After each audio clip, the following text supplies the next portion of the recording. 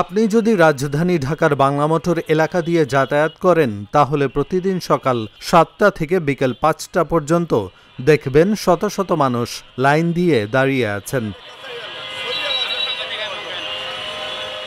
তাদের কারো হাতে ডাক্তারি রিপোর্ট, কারো হাতে পাসপোর্ট, কেউ বা ফুটপাতে বসে আছেন ঘন্টার পর ঘন্টা ধরে।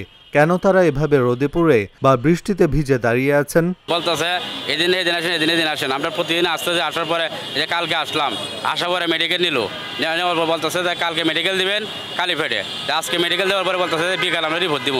বিকালে রিপোর্ট দেওয়ার পরে এখন কি বিকালে কাগজ জমা দিতে পারি সঠিক নাই। বিকালে কাগজ জমা দেওয়ার পরে পরের দিন আবার বলবে যে হয়তো মেডিকেল ফিট হয়েছে না, এরপরের দিন আসেন। এভাবে আজকে মনে করেন যে আমরা 30 থেকে 40,000 টাকা এভাবে খরচ হয়ে গেছে। এই হয়রানির উপর হয়রানি আছে। আপনার রিপোর্ট আইব আরো 4-5 দিন পরে।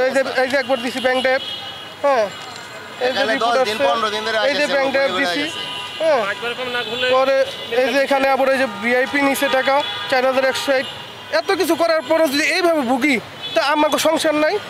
আমরা তো দিন মজুর, ছোটোখাটো দেশে যাই তো পোলাপান নিয়ে করে খাওয়ার লেগে নাকি। এই আইয়া যদি 3 মাস ধরে বিষাদ দেয় আপনার যাইতেই পারবেন না কাতারে। অভিযোগের যেন শেষ নেই তাদের। বাজে ব্যবহার, বসার জায়গা নেই, ভেতরে ঢোকার কোনো রকম কোনো সুযোগ নেই। প্রতিদিনই আসতেছি যাইতেছি ভিতরে, আজকে না কালকে মেডিকেল টেস্ট এটা দিতেই আছে। এরপরে ভিতরে বসার স্থান নাই। ওদের ব্যবহার অনেক খারাপ। আমরা ভিতরে গেলে অনেক কিছু কয় যে আপনারা কেন এটা যা মন চাই তাই কয়। বসার স্থান নাই, বাইরে বসতে পারি না, সিকিউরিটি ফেলাই যে দূরাই রাস্তার মধ্যে বসে রয়েছি। আজকে মনে হয় 20-30 হাজার টাকা খরচ করেছে না, কোনো কাজই হয় নাই। বাইরে বসলেও এরকম জায়গা পাওয়া যায় না, দাঁড়ায় থাকতে হয়। হ্যাঁ, একজন লোক মনে করেন আসলে ভিতরে দাঁড়ায় থাকলে বলে এদিকে সরে যান, বাহিরে যান। যাই বলি একটু বসি না, বসার কোনো স্থান নাই, বাইর করে দেয়। আমি আজকে আসছি 10 দিনের ভিতরে কোনো রকমের কোনো সুযোগই পাইতেছি না। একটা ফল পাইলে তো হইলো, ঘন্টার ফোটা দাঁড়ায় থাকবার পর দিয়ে আমরা কোনো ফল পাই না। 2 থেকে 3 বার মেডিকেল করেও কাজ হচ্ছে না। অনেকে আছেন যাদের ভিসার মেয়াদ শেষ হয়ে গেলেও ভিসা পাননি। 3 মাস ধরে বেকার আছেন, সংসার চলছে না। 3 মাস ধরে মনে করেন বেকার বইয়া খাইতেছি, সংসার চলে না। কামলা দেওয়ার লেগে তো এখানে ছোটোখাটো দেশে যাওয়ার লেগে তাইছি। আমরা ছোটোখাটো রাষ্ট্রে যাব, আজকে 3 মাস 4 মাস ধরে বাড়িতে বেকার পয়সা যদি খাওয়া দাওয়া করি, তা আমরা যদি না যাইতে পারি তাহলে আমাদের সংসার কেমনে চলবে বলুন তো? আমার ভিতরে একজন অফিসারে খারাপ ব্যবহার করছে, কয় তোমরা বিদেশে যাই কি করবা, আমাকে জানা আছে। হাসিও কথা খাওয়া যাবে না, কান্নাও কথা খাওয়া যাবে না। আমি 5.5 বছর ছিলাম, কিভাবে কথা বলবো? এখানে একটু পানি খাইতেছি, গেট দাঁড়ানো আমার পরশুদিন বৃষ্টির মধ্যে কয় বাইরে যা পানি খাও, এখানে কথা বলো না, তুমি বাইরে যাও, রাস্তায় যাও। আমরা কাতার আগে ছিলাম, আগে এরকম ছিল না।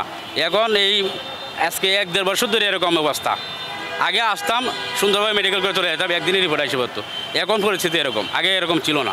এমন সব অভিযোগ নিয়ে কথা বলেছিলাম কর্তৃপক্ষের সাথে।